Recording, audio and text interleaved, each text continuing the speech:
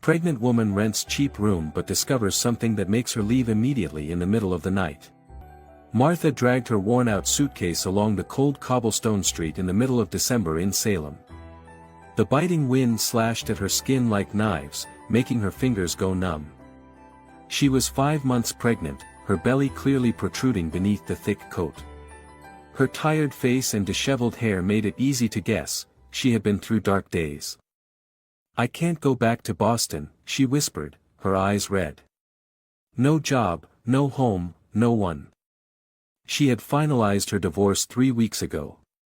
Her ex-husband James had abandoned her after finding out she was pregnant, saying he wasn't ready to be a father. Still reeling from that heartbreak, Martha was then fired from the cafe where she worked because the owner, Mr. Phillip, didn't want to deal with a gloomy pregnant woman. Everything felt like an endless nightmare. Looking for a room to rent? An old voice rang out behind her, snapping Martha out of her thoughts.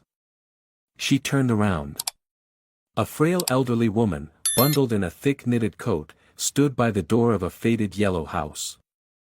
She wore a gray felt hat and smiled, but her small eyes were deep and dark, like bottomless wells.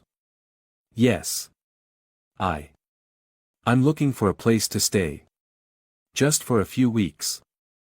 "I'll pay in full," Martha replied, gripping her bag strapped tightly.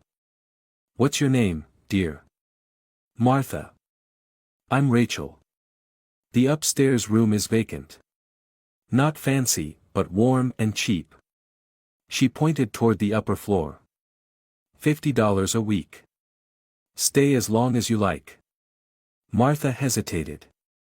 That price for a room in central Salem was unusually low. But she didn't have many options. "Thank you, ma'am. I'll take it," she nodded. "Come on up. I'll get you the key." The house was eerily quiet.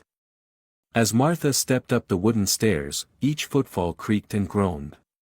The air smelled of mildew and camphor. The hallway was dim, the wallpaper faded and peeling. Rachel stopped at a brown wooden door and opened it. "No one stayed here in a long time. But it's got a bed, a dressing table, and a gas heater. Take a look." Martha stepped in. Faint light filtered through thick curtains. The room looked clean, but carried an undeniable sense of age.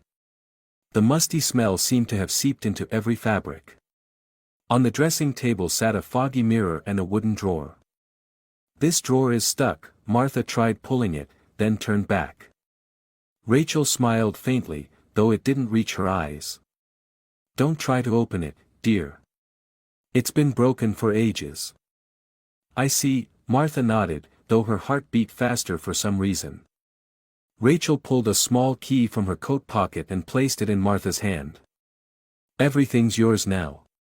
There's a shared kitchen downstairs, hot water, and if you need it, I've got some herbal tea very good for pregnant women.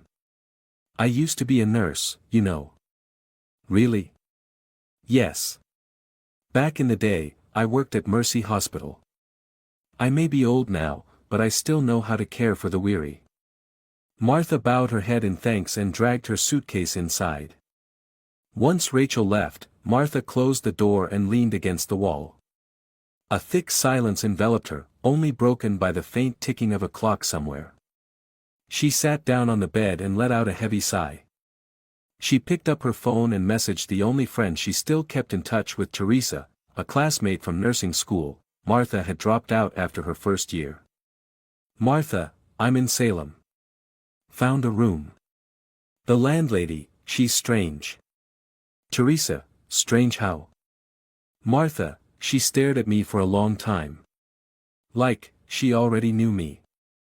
"Teresa, Salem is full of old things and weird stories.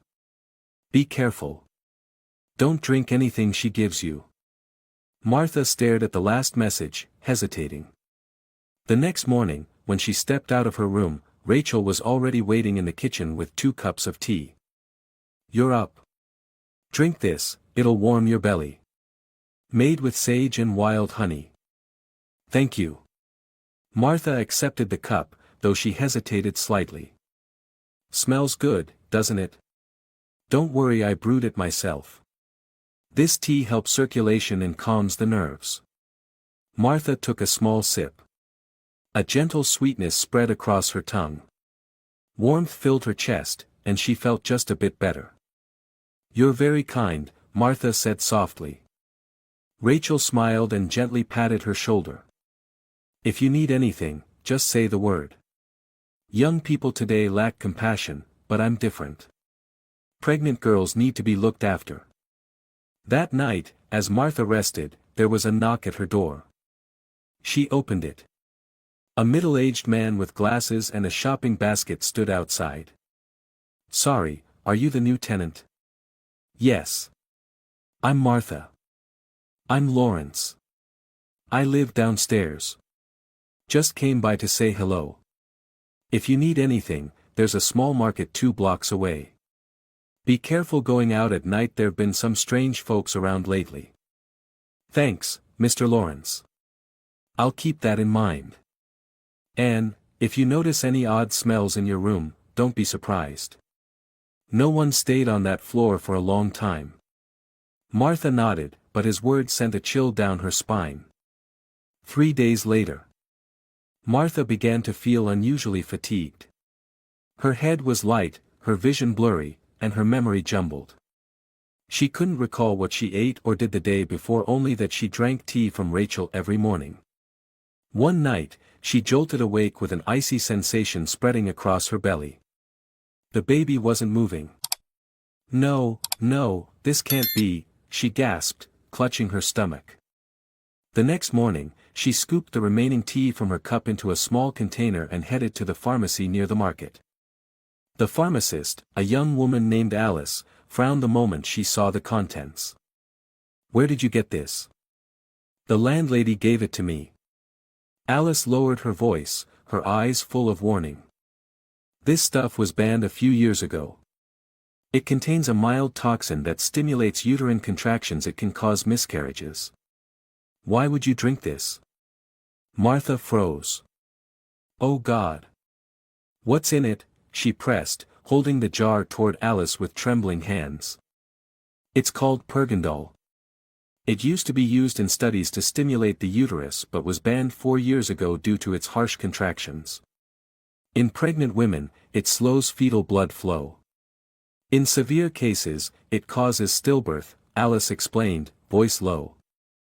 Martha felt a cold jolt run down her spine. She stepped back, whispering.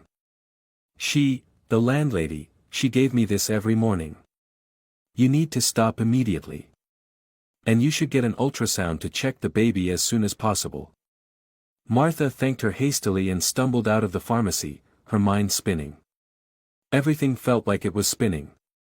Since arriving at that house, something had always felt off. The moldy smell, Rachel's gaze, the jammed drawer, the strange drowsiness. She stood silently for a moment in front of a small ultrasound clinic near Grace Episcopal Church, then stepped inside. A young nurse named Valerie led her into a back room. How far along are you? 21 weeks. Valerie applied gel to her belly and started scanning. She paused for a few seconds, eyes focused on the screen. Martha clenched her hands. Is something wrong? She whispered. Valerie looked up, voice steady but cautious. The baby's heartbeat is still there but faint. There's reduced movement. I recommend you go to General Hospital for a more thorough checkup. No, please, Martha began to sob. On her way home, a freezing rain fell. Martha trudged down the slick stone streets. Every car that passed made her flinch. Her mind reeled with unanswered questions. Why did Rachel give her that tea? Why was she so unusually kind? And why did everything since arriving feel like being trapped in a nightmare? When she reached the house, Lawrence stepped out of the hallway. Ms. Martha. You look awful. What happened? He asked, clearly concerned. I'm fine. Thank you, she replied, forcing a weak smile. If you need anything, don't hesitate. Around here, strangers aren't always welcomed kindly, he said cryptically before heading back inside. Martha closed her door. The gas heater was still on, but the warmth couldn't chase away the chill in her bones. She placed her hand on her belly and whispered, "Please, don't leave me." Without thinking, her eyes drifted toward the dressing table and its stuck drawer. Rachel's words echoed again. "Don't try to open it, dear. It's been broken for ages. Why forbid it? What's in there?" She walked over and gave the drawer a firm tug. Still jammed. Martha took a small fruit knife from her bag and began slipping the blade into the drawer's edge, prying gently. "I'm sorry, but I need to know," she whispered, sweat beading on her forehead. After nearly 10 tense minutes, a soft click sounded. The drawer popped open with a puff of dust. Inside was an old leather journal, musty and worn. Its cover was scratched and nearly torn apart. She opened it. On the first page was shaky handwriting in black ink. "If anyone finds this notebook, please leave this place as soon as possible." Martha's heart pounded. She flipped to the next page. The writing was blurry in places, smudged by what seemed to be water, maybe tears. "My name is Christina. I was pregnant when I moved in here. Rachel was very kind at first. She fed me, gave me tea, helped with everything, until I started having strange dreams. I saw myself tied up. I saw blood. I saw a little girl without eyes. I knew I was being poisoned. I took the tea to get tested. It had compounds that numbed the fetal heart muscles. I confronted her. She just smiled. She said I looked exactly like her daughter. Then she whispered, 'My daughter is dead. But you can replace her.' I tried to escape, but I always felt like someone was watching me. This drawer was the only place I dared to hide the journal." Martha's hands trembled as she flipped to the last page. A line written in red ink, "No," in blood shook across the paper. "If you're reading this, you're just like me. Just like her daughter. Run." Martha dropped the notebook, a strangled scream escaping her lips. She stumbled back and collapsed onto the floor. Just then, there was a knock at the door. She quickly shoved the notebook under the mattress, wiped her tears, and opened the door. It was Rachel. "Are you all right, dear? I noticed you were out all day." "I just went for a prenatal checkup," Martha replied, trying to keep her voice calm. "Something wrong? You look so pale." "No, just a little tired, that's all." Rachel smiled, but there was a sharp glint in her eyes. "Then you should rest early. Let me make you another cup of tea to help you sleep." "No need, really. I think I'll stop drinking tea for a few days. The doctor advised cutting back on herbs." Martha stepped back. A flicker of something crossed Rachel's face, but she quickly recovered. "Of course. You should follow the doctor's orders. I just wanted to help." She turned and started down the stairs, but her voice floated back softly. "The drawer really is broken, Martha. Don't go damaging my furniture." Martha froze. She knew. That night, Martha couldn't sleep. Her eyes stayed wide open, staring at the ceiling. Outside, wind whistled through the cracks in the window like soft moans. The phrase echoed in her mind. "You can replace her." She jolted upright, grabbed her phone, and called Teresa. "I need to leave. Tomorrow morning." "What happened? What did you find?" Teresa whispered. "She poisoned pregnant women. There's a journal. She thinks I'm just like her dead daughter." "Oh God. You have to call the police." "Not yet. There's not enough evidence. But I'm scared, she knows I found out. Sleep with your door locked. Don't drink anything. And message me as soon as you leave." Martha nodded, even though Teresa couldn't see. She locked the door tight and propped a chair against it. Still, a dreadful feeling gnawed at her. Rachel wouldn't let her leave so easily. The next morning, weak sunlight filtered through the dusty windowpane. Martha remained motionless on the bed. She hadn't slept a wink. Her hands clutched the notebook, wrapped in a sweater, hidden beneath her pillow like a protective charm. There was a knock at the door. She jumped, her heart seizing. Cautiously, she peeked through the peephole. It was Mr. Lawrence, her downstairs neighbor. "Ms. Martha, I brought some oranges from my sister's garden in California. Would you like some?" She cracked the door, trying to keep her tone steady. "Thank you. I'm feeling a little unwell today." Mr. Lawrence handed her a paper bag, then stared into her eyes for a long moment and said quietly, "You should leave this place." Martha froze. "Why do you say that?" He looked around, then whispered. "Rachel had a daughter, you probably know. She died almost 10 years ago. After that, Rachel hasn't been the same. Do you know what happened?" Martha's voice trembled. "No one's sure. But since the girl died, 3 pregnant women have lived in that room and none of them ever had their babies." Goosebumps prickled across Martha's arms. "The police never investigated?" "They came once. But nothing came of it. There was no solid evidence, and Rachel is very clever. You need to go as soon as you can." She nodded, clutching his hand. "Thank you, Mr. Lawrence. Thank you for being honest." He nodded solemnly and walked away. Martha closed the door, her heart pounding. She grabbed her phone and called Teresa. Her friend picked up on the first ring. "Martha? Are you okay?" "No. I just spoke with a neighbor. He confirmed the pregnant women who stayed in this room, all vanished." "Oh my God. So I wasn't being paranoid." "Martha, you have to get out of there immediately."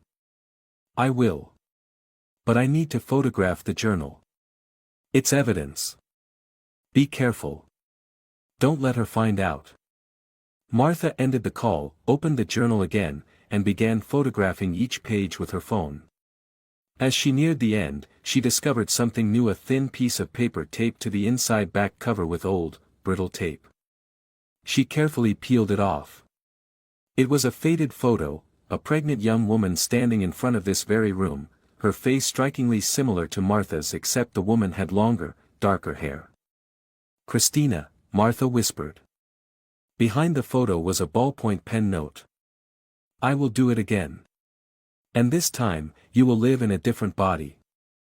It wasn't clear if the message was from Christina or from Rachel herself. Around noon, Martha pretended to go for a walk. She stopped by a small print shop near Salem Common and handed her phone to the clerk, a young man named Stephen. "Can you print all these photos for me? 2 copies of each page." Stephen glanced through the journal images and raised an eyebrow. "Writing a horror novel?" "No, just some old research notes." Martha answered quickly. He didn't ask more. 10 minutes later, he handed her a thick stack of printed pages. "If there's any problem, feel free to come back. Here's my number." He scribbled it on the edge of the receipt. Martha thanked him and headed home. On the way back, she had the eerie feeling someone was following her. But every time she turned around, there were just normal passers-by. She started imagining footsteps, eyes on her. When she reached the house, she was shocked to see her door slightly ajar. She clearly remembered locking it. Martha slowly pushed it open. No one was inside, but something was off. Things had been disturbed. The sweater wrapping the journal was torn, the pillow displaced. The notebook was still there, but someone now knew where it was hidden. She immediately grabbed a small bag, placed the printed photos and the journal inside, then stashed it deep under the bed, taping it securely shut. She collapsed to the floor, head bowed, whispering, "She's getting closer." That night, Martha pretended to sleep. She locked the door tight, turned off the lights, and lay still with her eyes wide open. Around midnight, she heard footsteps on the wooden hallway floor. Slow, steady, and heavy. A shadow passed beneath the door. Then a whisper echoed through. "My daughter has come home." Martha gripped the small knife under her pillow. She didn't move, her eyes wide in the dark. There was no sound of the door opening.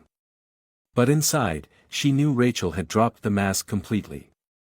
The next morning, Martha went to the pharmacy to see Alice again. "I need iron supplements and a few basic medical tools. Bandages, a box cutter, gloves." Alice eyed her suspiciously. "What are you planning to do with those?" "I just need to protect myself." Alice nodded and silently gathered the items. As she rang them up, she said, "If you need help, my brother works for the city police department. There's not enough proof yet. But I'll call him if I find something solid." Alice nodded. "Be careful." When Martha returned home, she found her door wide open. Rachel was standing in the room, holding a teacup. "You were out early. I brought you some tea." "But you weren't here," she said softly, but her eyes were cold.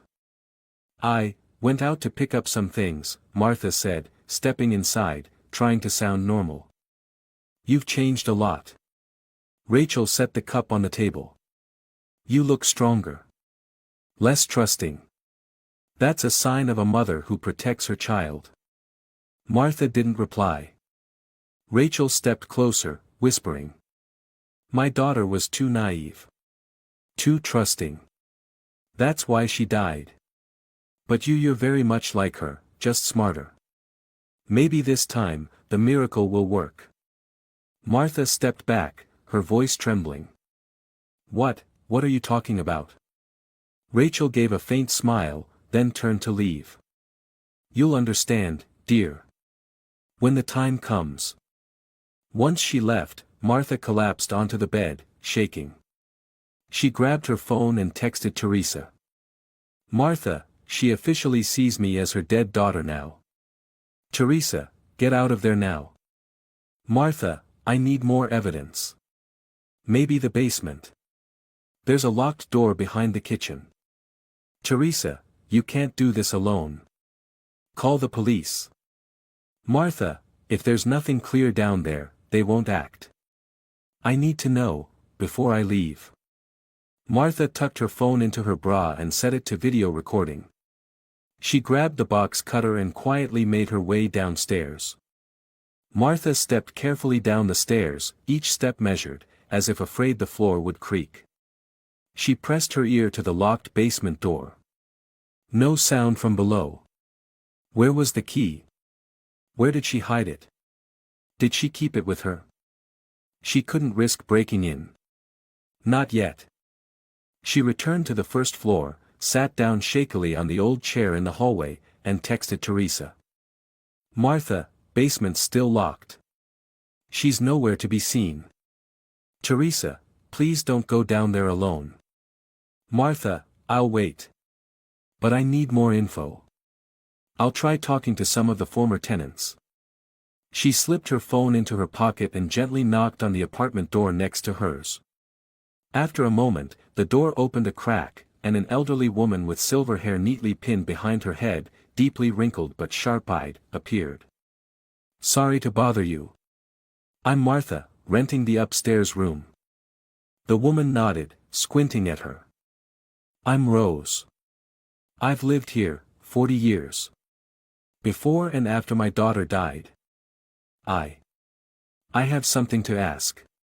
About the women who used to live in my room." Rose paused for a moment. "Why are you asking?" "I found some notes. From a woman named Christina. Do you know her?" Rose fell silent, then sighed. "Come in. Let's not talk out here."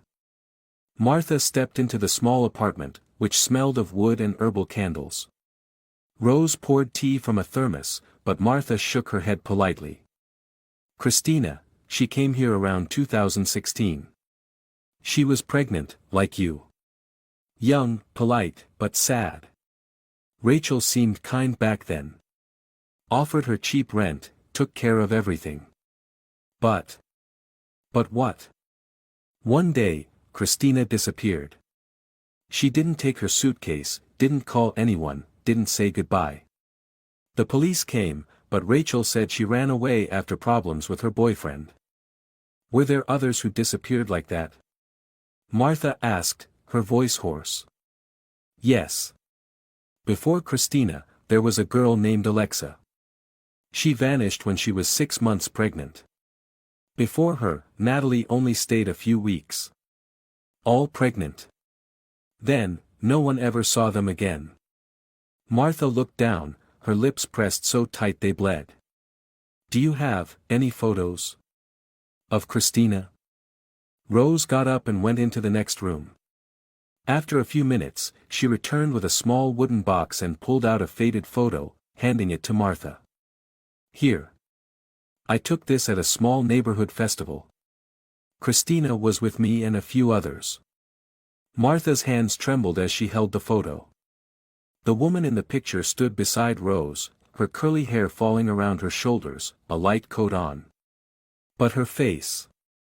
Oh my God, Martha stepped back. She looks just like me.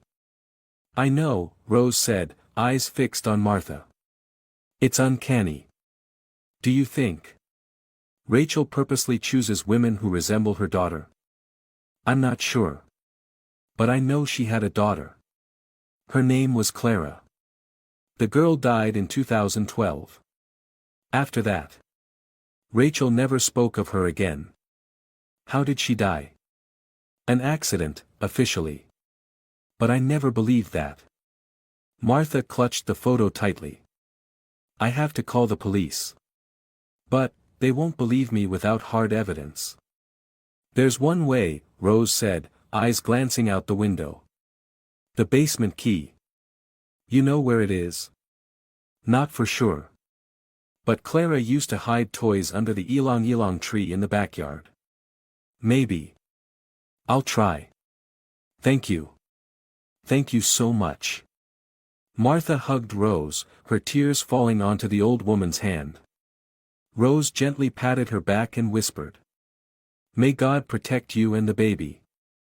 The sky was dimming as Martha slipped out to the backyard. The withered ylang-ylang tree stood silently under the faint glow of a street lamp. She knelt and gently dug into the soil near the roots.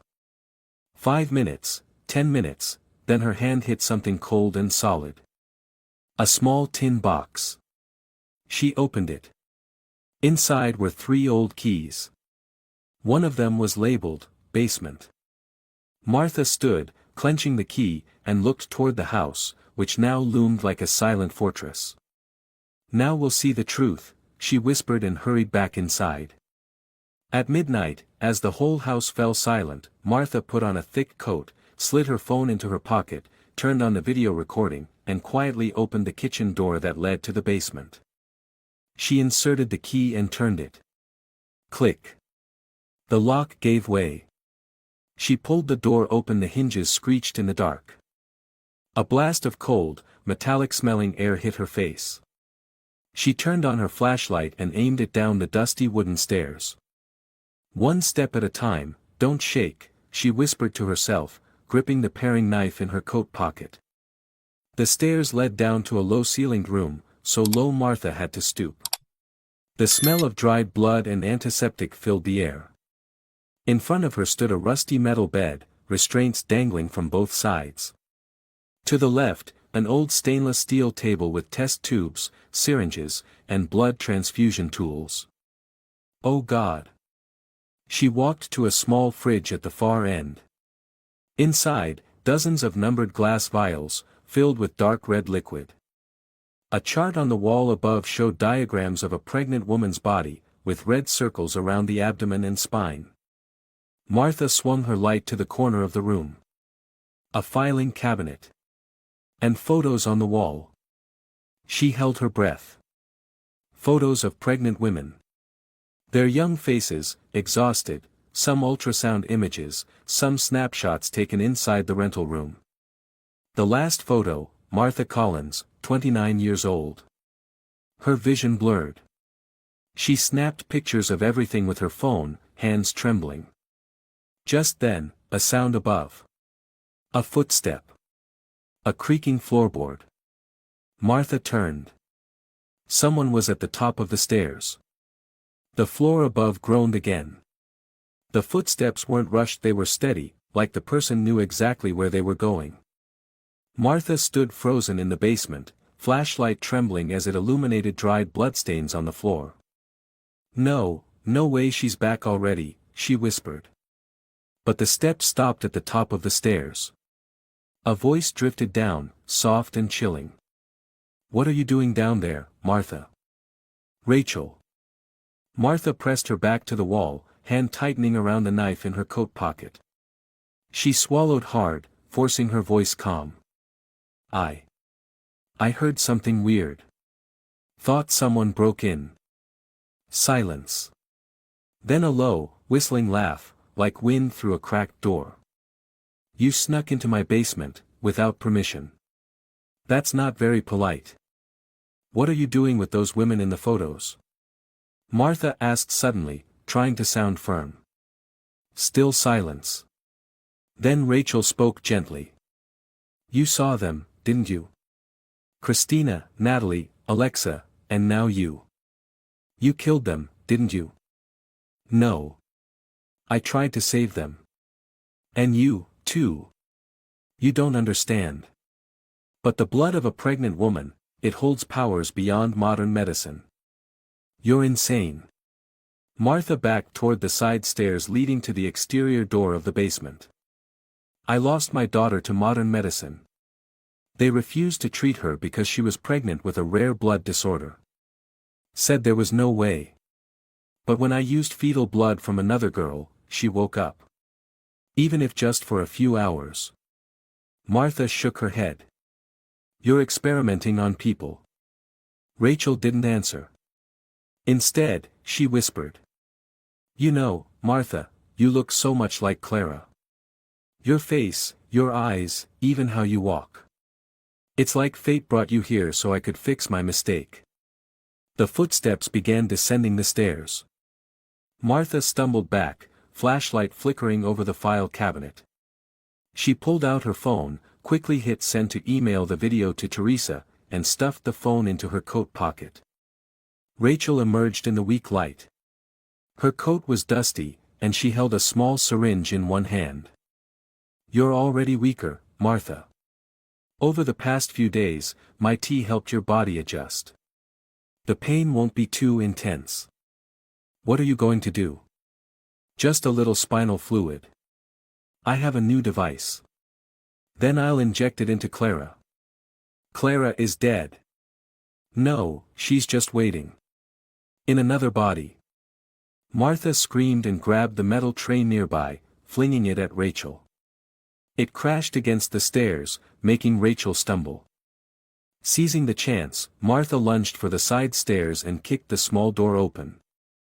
Thankfully, it wasn't locked. Cold air blasted her face. She ran, bolting into the backyard, slipping on the damp moss. The garden light flickered dimly. Rachel shrieked behind her. Martha! You can't run forever. Martha dashed through the iron gate and out onto the main road. Her belly throbbed with pain, blood seeping into her skirt, but she didn't stop. A motorbike sped by. She screamed. Help! Please help me. The rider turned around a young man. He stopped the bike, eyes wide at the sight of the bloodied, terrified woman. What happened to you? Please, take me to the nearest police station.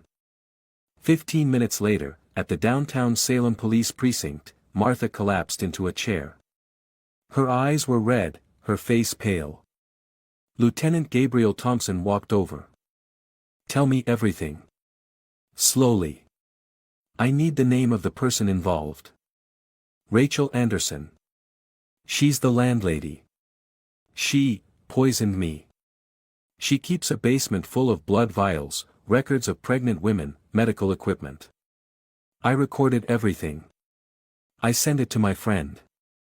Gabriel exchanged a glance with the female officer beside him, Sergeant Ellen Mason. We'll need to verify. But if what you're saying is true, this is a serious case. I'm not making this up.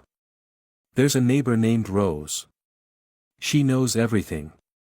And the pharmacist, Alice, she knows the tea had toxins. Gabriel nodded and turned to Ellen. Assemble a team for inspection. Call an ambulance. She's bleeding. Ellen pulled out her phone and started dialing. Martha buried her face in her hands, whispering. Don't let her keep doing this. Don't let anyone else be hurt. 1 hour later, police forces stormed Rachel's house. When they broke into the basement, the stench of blood overwhelmed them all. Gabriel grimaced. Dear God. On the walls were images exactly as Martha had described. A refrigerator full of blood samples. A rusted metal bed. Medical instruments. And in the corner a locked wooden cabinet. When they opened it, they found a large glass jar containing a grayish mass suspended in brain fluid. Ellen turned her face away, unable to look. A file lay on the table, Clara Anderson, 1989 to 2012. Beneath it, a note, cell regeneration using fetal spinal fluid. Attempt 1 failed. Attempt 2. A chill ran down Gabriel's spine. Take everything back for forensics. Where is she? Officer Mike has her upstairs, Ellen replied. Gabriel walked up. Rachel sat in a chair, handcuffed, still eerily calm. I was only trying to heal, she said without blinking. You were experimenting on people. For my daughter. She needs to come back. I can't let her be forgotten. You killed people. Rachel smiled. They came to me. I just followed fate. Gabriel stared at her for a long moment before giving the order. Take her to the station. Charge her with serial murder and illegal human experimentation. Rachel didn't resist. As she was led away, she turned her head back toward the basement, her eyes gleaming with something wild. Clara. Mommy tried her best. A harsh white light from the ceiling beamed down on Martha's face as she lay in a hospital emergency room bed. Doctors and nurses rushed by. She felt dazed, as if torn between two realities. Part of her wanted to believe this had all been a nightmare, but deep down, she knew she had just escaped a lair of evil. She's bleeding, but not severely. Blood pressure is slightly low. Fetal heartbeat still present, one doctor said. Stay with us, Martha, a gentle male voice whispered beside her. I'm Dr. Elijah. You're at General Hospital. Martha turned her head. A young man with a calm face, deep brown eyes, and a soft smile sat beside her. Rachel, did she? Martha croaked, her lips dry and cracked. The police have her in custody. They found the basement, the medical equipment, the photos, and the blood samples. She won't be able to hurt anyone else. The baby, my baby, her eyes widened, filled with fear. Still alive. A miracle, Elijah smiled. But you need a lot of rest. Martha closed her eyes as tears streamed down her cheeks. At the Salem Central Police Station, Rachel sat silently in the interrogation room. Across from her were Lieutenant Gabriel Thompson and Detective Mary Carter. Both had already reviewed piles of evidence, the video Martha recorded, photos of the journal, testimonies from Rose and Alice, and, most importantly, the forensic report from the basement. Gabriel leaned on the table. You understand what you're being charged with? Rachel nodded, expressionless. You poisoned at least 3 women, performed blood transfusions, extracted spinal fluid, and directly contributed to their deaths. I didn't kill anyone, she said calmly. They came to me. I just experimented. They weren't strong enough. You experimented on pregnant women, Mary snapped. Do you realize that's a crime? Rachel turned to face the detective, her eyes like ice. Do you have a daughter? Mary paused, then answered. Yes. Then you understand. A mother will do anything. My Clara died unjustly. The hospital abandoned her. No medicine. No chance. I searched, for another way. Gabriel cut in. By murdering innocent women. They weren't Clara. But they carried hope. Each drop of blood was a trial. I was close. Enough, Gabriel slammed the folder on the table. You will be tried in court for serial murder, human experimentation, and premeditated poisoning. I hope you understand that. Rachel gave a faint smile and whispered. Clara will understand. I tried. 2 days later, Martha woke in the recovery ward. Gentle sunlight spilled through the window onto her tired face. Elijah sat nearby, reviewing her chart. Martha, he asked softly. The baby, is she okay? Yes. You and your baby are recovering well. But there's something. What is it? The police want to speak with you. About what you found in the basement. Can you talk for a few minutes? Martha nodded. Gabriel Thompson entered the room, this time accompanied by young officer Ellen Mason. Gabriel opened a file and placed it in front of Martha. Ms. Martha, your statement helped break open a major case. But we need you to confirm some details from the journal you found. Yes. I remember it all very clearly. The final page says, she said I looked just like her daughter. Do you believe Rachel truly thought you were Clara? Martha clenched her hands. I'm sure of it. The way she looked at me, it wasn't how a landlady looks at a tenant. It was, twisted. Obsessive. Ellen, Gabriel turned to her, read the final message.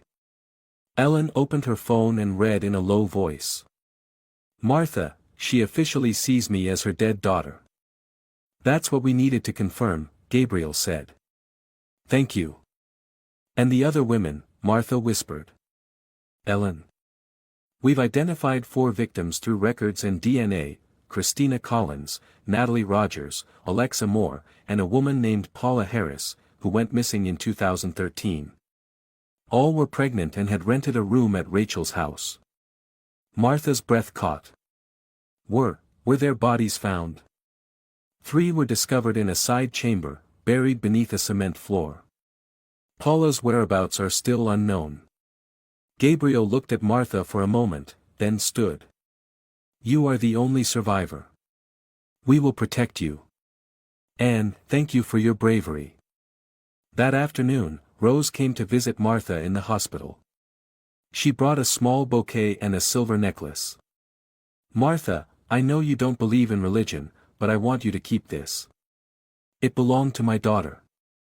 She died young from heart disease. Martha accepted it with trembling hands, overwhelmed. I don't know what to say except thank you. You were the first person who helped me understand everything. Rose smiled. You've been through hell.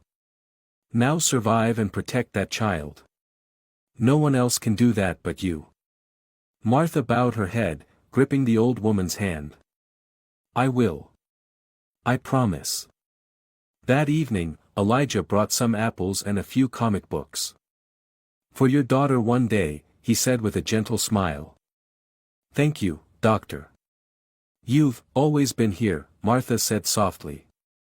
Elijah sat down, tapping the table lightly. Maybe, because I lost my mother as a child. And I can't bear the thought of another child being orphaned. And I used to think I wasn't worthy of being a mother, Martha said, her eyes welling up. After everything.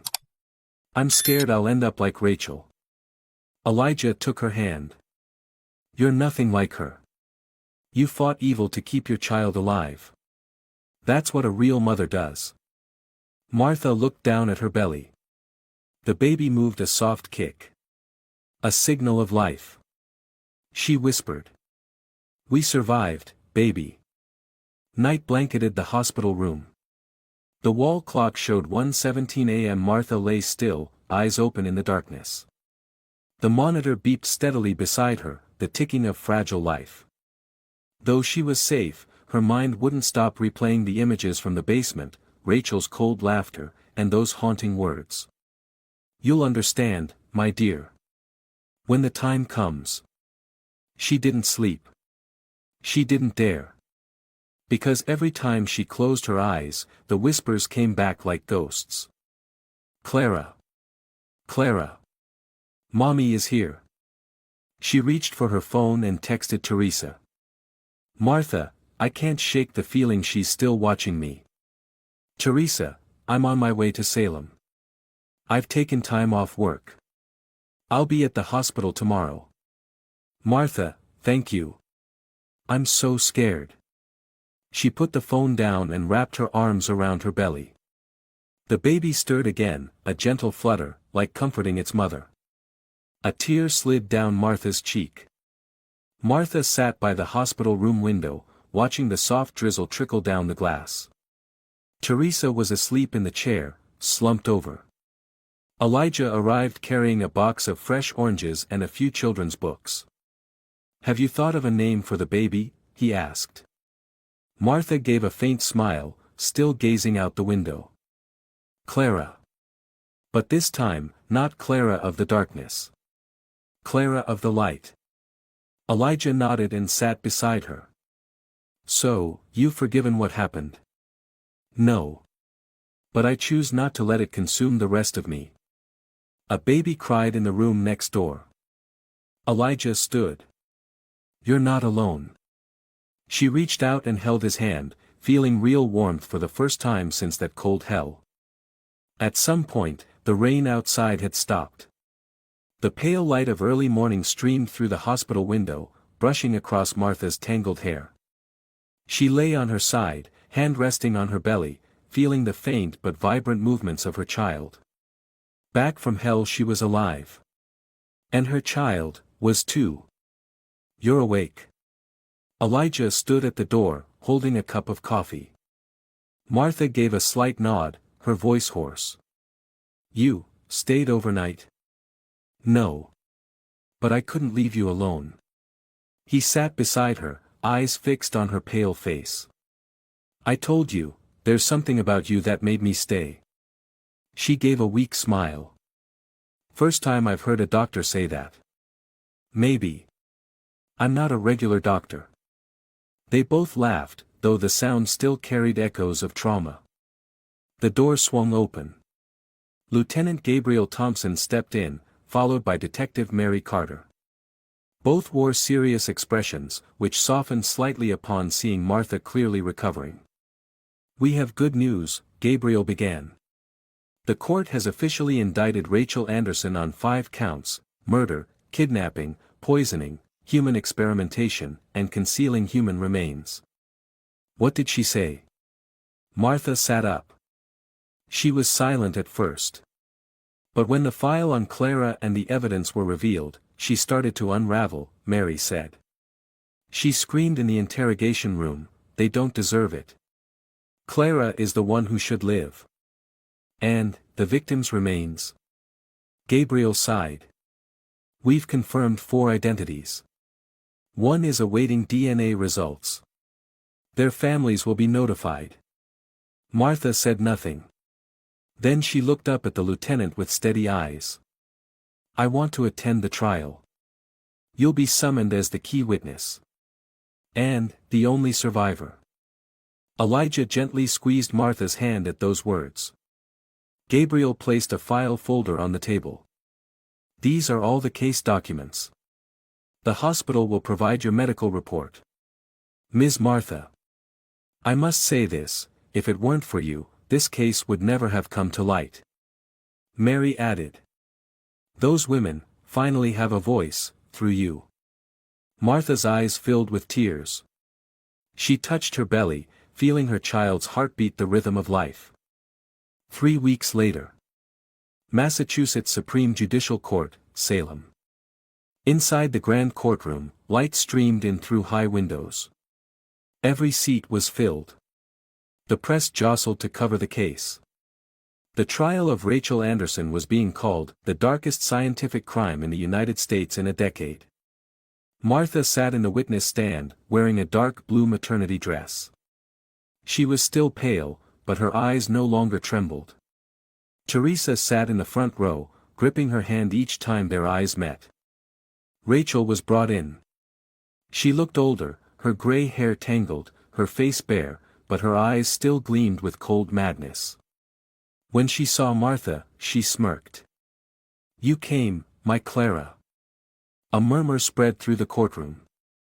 The judge struck the gavel. Order in the court. Prosecutor Matthew Rogers stepped forward, eyes sharp and firm. "Your Honor, today we are not only trying a person, but a crime committed under the distorted guise of maternal love. The defendant, Rachel Anderson, used pregnant women as tools to resurrect her deceased daughter. How? By extracting blood, spinal fluid, and turning her basement into a laboratory of death." Rachel laughed. "They came to my door. I only accepted them." Matthew turned to Martha. "Martha Collins, please take the stand." The room fell silent as she rose. Her legs trembled, but her gaze remained firm as she faced the judge. "Martha," Matthew began, "can you describe what made you suspicious of Rachel?" "From the beginning, she was too kind. But her eyes, they weren't the eyes of a stranger. She looked at me like she was reliving something." "What did you find in the house?" "An old journal. Photos of missing women. The basement. Equipment. Blood samples. My name was among them. She chose me." "Chose you for what?" Martha hesitated. Then she spoke, slowly and clearly. "To be a sacrifice." Gasps filled the courtroom. Rachel sprang up and screamed. "No. You were chosen. Clara lives in you. You should be grateful." Officers rushed in, restraining her. The judge pounded the gavel. "Order in the court." Martha looked at her, her voice steady. "I'm not Clara. I'm Martha. And I'm still alive." The room fell into stunned silence. That afternoon, after court recessed, Martha stepped out of the courtroom and inhaled the crisp early autumn air. Elijah was waiting in the hallway. "You did great." "Thank you. I was afraid I wouldn't be strong enough." Elijah smiled gently. "You just faced someone who tried to replace your body to save her daughter. I think you're strong enough for anything." "You know what?" Martha looked at him. "I used to think my life was just a string of failures. Abandoned by my husband. Lost my job. Homeless. But then, this child kept me alive." Elijah looked down at her belly, his eyes warm. "That's your greatest gift. And I believe this new Clara will have an amazing mother." Martha smiled. A real smile. No longer forced. Sentencing day. Rachel was sentenced to life in prison without parole on 5 charges, with psychiatric evaluations concluding, obsessive grief-induced delusional disorder resulting in dangerous behavior. The judge concluded with a line that left the courtroom breathless. "No amount of loss justifies violating another's body. And no mother has the right to kill someone else's child to save her own." Rachel didn't cry. She just looked down and muttered, "Clara, forgive me." As she was led away, she turned one last time to look at Martha. "You have her eyes, as if fate chose you." Martha replied, softly but clearly. "It wasn't fate. It was choice. And I chose to live." 1 year later. Boston welcomed early spring with soft breezes and sunlight that poured over cobblestone streets like warm honey. From the third-floor window of a small apartment in South End, the scent of lavender on the balcony mingled with the joyful giggles of a toddler learning to walk. "Clara, slow down, baby. You just stepped on Mommy's lavender." Martha laughed as the curly-haired little girl toddled around. Little Clara looked up, eyes bright like morning dew. Mommy. Flowers smell good. Yes, it smells lovely. Martha walked over and lifted her daughter with one arm, the other supporting her back. That scent is here to remind Mommy, the storm has passed. She kissed her daughter's forehead. The little girl giggled and wrapped her arms around her mother's neck, whispering. Mommy is a superhero. And you're a miracle. Martha now worked part-time at a small flower shop called Light Bloom, tucked on the corner of Beacon Street. It didn't have many customers, but it was cozy and peaceful, exactly what she needed. That afternoon, as usual, Elijah stopped by. He wore a light blue shirt, carrying a bag of sandwiches and a children's medical book. Hello. Are the two superheroes home today? He called as he opened the door, the wind chime jingling. We're here. Martha stepped out from the back, wearing a floral apron. Right on time. I said I'd be here at 4:30, didn't I? Clara's napping. I just got her down.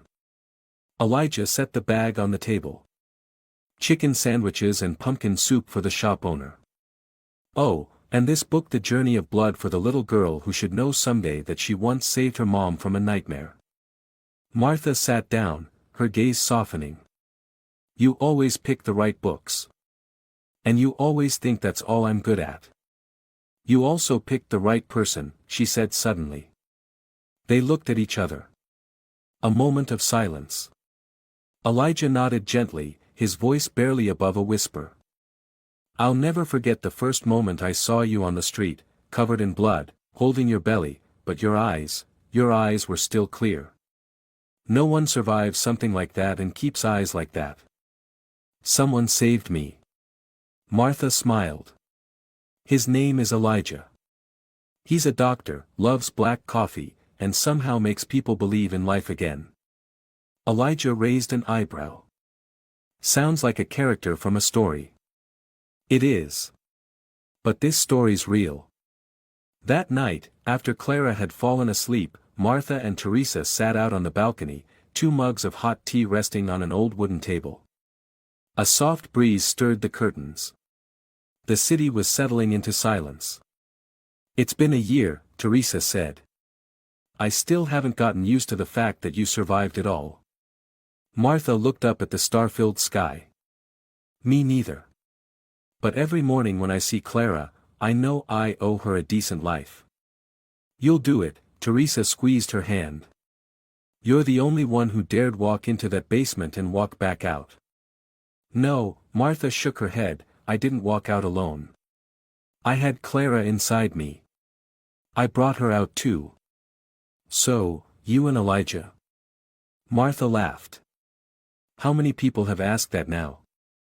Maybe, 18. We're letting things be natural. He never pushes. He's just always there when I need him. That's rare. Not many men like that. I know. And I'm holding on tight. A week later, Elijah invited Martha and Clara for a picnic at Boston Common. The sky was clear, the breeze gentle, and the leaves had just begun to bud. Clara ran across the grass, clutching a balloon and singing. I'm a butterfly. Flying, flying. Martha chuckled. Fly low or you'll break your wings. Elijah laid out the food on a blanket, tuna sandwiches, orange juice, and homemade cookies. When did you learn to bake? Martha asked in surprise. Since I found out Clara loves cookies more than she loves me. Martha burst into laughter, then quieted. She looked at him slowly. Elijah, if one day you ever want to go somewhere far, don't go alone. He met her eyes. I'll only go if someone goes with me. I'm not who I used to be. Sometimes I wake up in a panic. Sometimes I think Clara's gone if I don't see her for 2 minutes. Then I need to stay even more, Elijah said, squeezing her hand. To remind you that both of you are no longer in that basement. June. National television aired a special investigative report on Rachel Anderson's case. Footage of the blood jars, restraint beds, and victim testimonies shocked viewers. At the flower shop, Martha had just replaced a bouquet of hydrangeas when the bell rang. A woman stood at the door, around 50, wearing a brown coat, her hands trembling as she held a photo. "Are you Martha Collins?" "Yes. How can I help you?" "I'm Christina's mother. She went missing in 2016. I saw you on TV, and I..." She choked up, tears falling. Martha stepped forward and embraced her. "I read her journal. Christina was the first to try to escape. She's the one who warned me." The woman clung to her. Thank you for speaking up for her. At least now, we have a place to light a candle." Martha pointed to a corner of the shop, where a small ceramic jar held folded pieces of paper. "You can write something for Christina. I keep this here so people can remember the victims. They won't be forgotten." The woman nodded, tears streaming down her face. One evening, Martha and Elijah sat in the living room. Clara lay sleeping in her mother's lap. She still had dreams, sometimes murmuring from memories formed inside Martha's womb. Martha never told her child about them, but a mother's heart always understands. "Elijah. Yeah. If, one day I tell Clara everything, do you think she'll understand?" "She won't need to understand with her head. Just feel the love you give her. That'll be enough. I want her to grow up strong. But not lose faith in people. Officer Ellen once told me, the most important thing isn't that justice came, but that survivors choose to keep living. You're doing that every day." Martha smiled and leaned down to kiss Clara's forehead. "Sweetheart, Mommy's not perfect. But I saved you. And you saved me. We walked through the dark together." Elijah held her hand and whispered. "And now, it's time to live in the light." Martha's story reminds us that the greatest strength doesn't lie in the body but in belief and love. Even in the darkest hell, as long as a single spark of hope remains, a person can rise and protect what matters most, life. The truth can be buried, but the light always finds a way. Martha didn't just save herself, she spoke for the ones who could no longer speak. That is the journey of justice, of a mother, and of a brave human being.